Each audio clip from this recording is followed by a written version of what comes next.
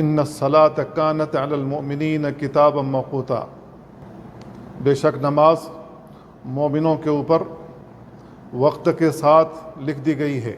اللہ رب العالمین نے جب نماز فرض کی معراج کی رات میں، تو اللہ کے نبی صلی اللہ علیہ وسلم کے پاس جبریل علیہ السلام آئے۔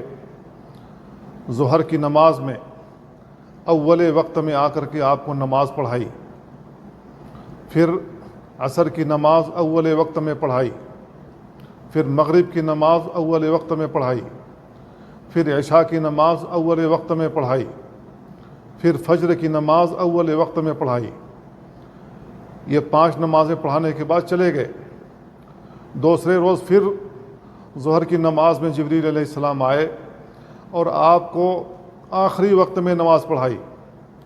اس وقت نماز پڑھائی کہ جب نماز سے فارغ ہوں تو بالکل آخری وقت ہو۔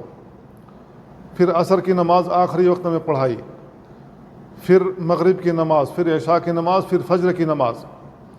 جب اللہ کے نبی صلی اللہ علیہ وسلم کو یہ 5 نمازیں پڑھا لیں تو بیان فرمایا ان دونوں وقتوں کے درمیان نماز ہے، یعنی